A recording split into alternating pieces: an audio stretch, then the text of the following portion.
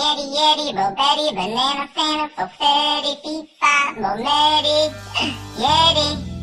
And now you found the key.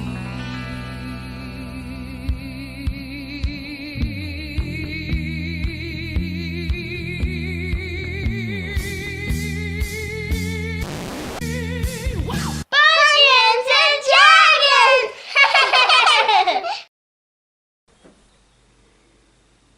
Hey, welcome back and thanks for tuning in to Bunions and Dragons again today.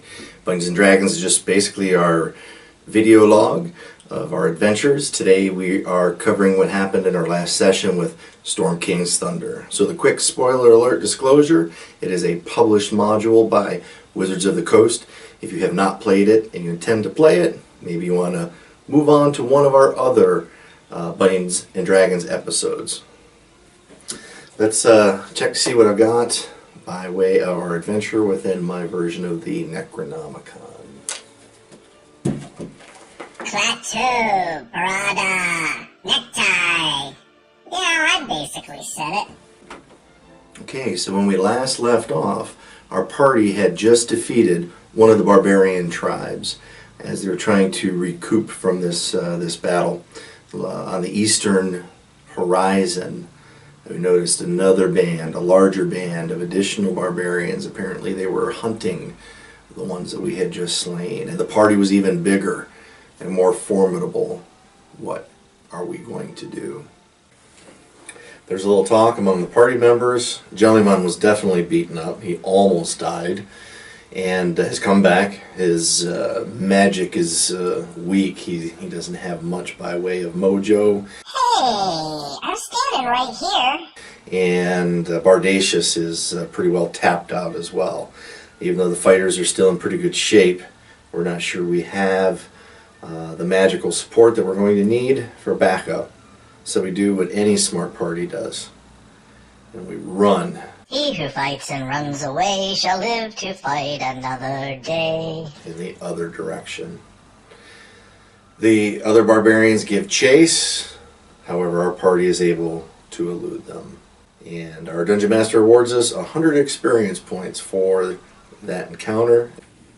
Once we escape the barbarians that were hunting us, hashtag Harshnag, we call him hashtag, is leading the way. We're trying to find the Oracle so he can get his information, and we're in support. We're heading east along the river in the Northern Territories, and we come across an old dwarven city. It is the ruins of a fishing village that Harshnag has been to many times. Is it ruined or ruins? I never know the difference. I get a little bit confused with that. We spot a canoe that's parked at one of the docks.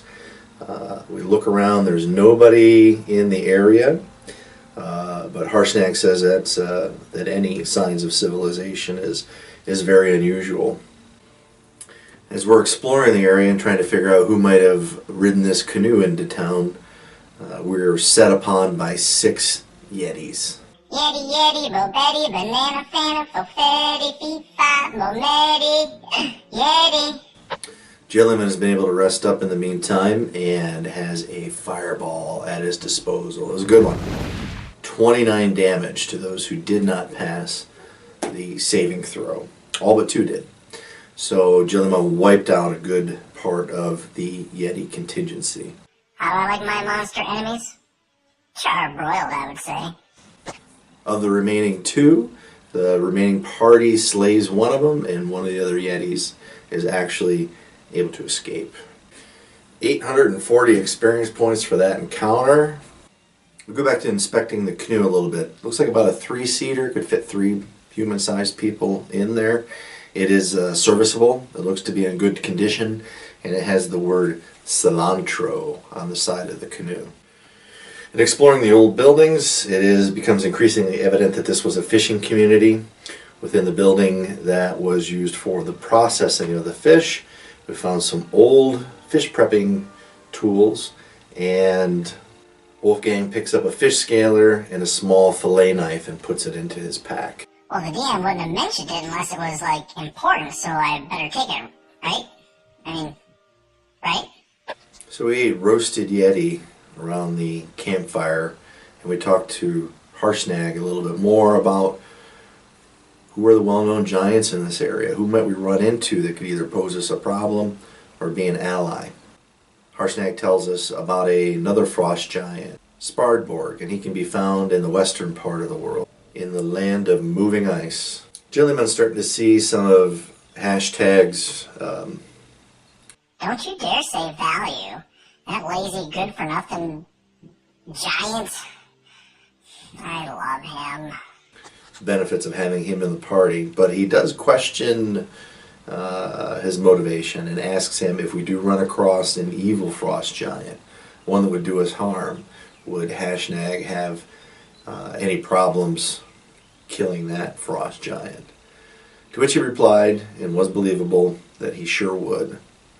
That Hashnag is a power of good, and that most of the frost giants, however, have a not so good slant to them. Exactly. That's why we killed you the first time we saw you. Oh, did I mention we're sorry about that? It's getting late in the day. Hashtag is leading the party, trying to find a passageway that's difficult to find, heading up towards the Great Worm Cavern. So the party decides to put up for the night and rest. Wolfgang and Splendor go off foraging for food for the party. Once again gets caught out there, this time by two stone giants. Ooh, I found a berry. Ooh, I found some fresh greens. Ooh, I found an acorn. Oh, two stone giants! Oh no! Wolfgang and Splendor engage. The rest of the party hears the clamoring off in the direction where Wolfgang was foraging for their food, and again we set off to back them up. Unfortunately, Splendor was crushed by a rock from the stone giant and took so much damage that there was insta-death. Oh no! So much wolf jelly everywhere! Splendor! We're not bringing that wolf back. Wolfgang goes down, but he's just unconscious at this point. The rest of the party arrives. Jelliman casts his Phantasmal Killer, and using his Portent ability with a low roll, Jelliman had seen in the morning that this stone giant would fail this saving throw, and he suffered the big damage, 4d10 of damage from the Phantasmal Killer. That stone giant's turn was up right away, and at the end of the turn, the Phantasmal Killer spell says that he gets to make another saving throw. This time, the stone giant made it, and the effects of the Phantasmal Killer are over. Jelliman was hoping for another 4d10 worth of damage. No such luck. Wolfgang is down. He makes his first death savings throw. That's good news. In his second round, he fails. In the third round, he makes it. So it's 2-1. We're getting close. Are we going to be able to save Wolfgang? Jeff Iron, the half-orc fighter, rushes in and stands between the fallen tiefling, Wolfgang, and the stone giant. Bardicius swings along the southern way behind Jeff Iron and slips up to Wolfgang to effect some healing and bring him back. Brother, you are healed. Arise and take your position in battle. Jellyman launches off a magic missile, hitting the stone giant for another 18 damage. And Hashtag, our friendly frost giant, comes in with his great axe and pulverizes one of the stone giants for the coup de grace.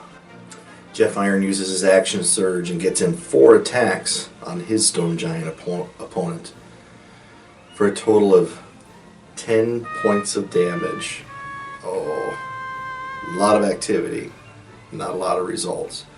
But Hashtag, our frost giant, steps in behind to give an assist to Iron. Harshnag, the frost giant, pummels the remaining target for about 80 damage, knocking it down. Bardicius is successful in his shatter spell, causing additional damage to the remaining stone giant. And then Wolfgang, who stands up, no longer unconscious, draws his oath bow and declares the stone giant his enemy and launches that arrow and finishes the job.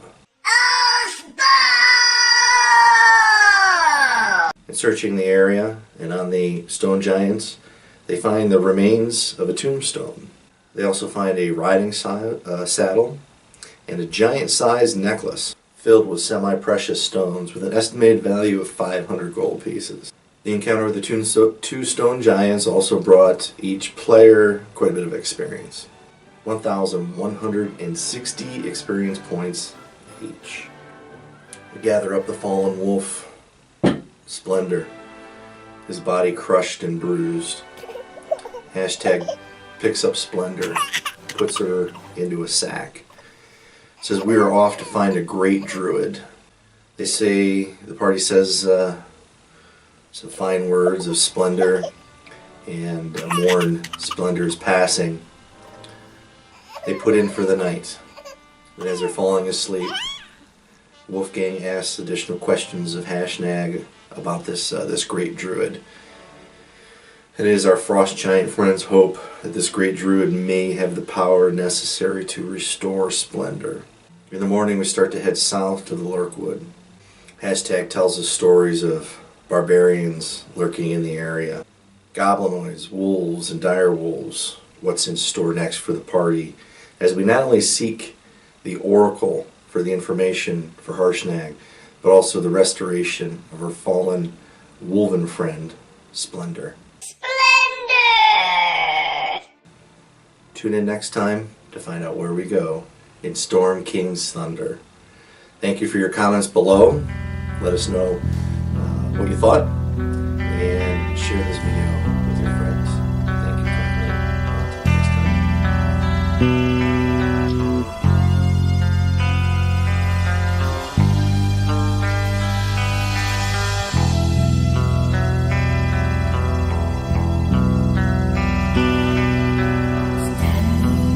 Until next time.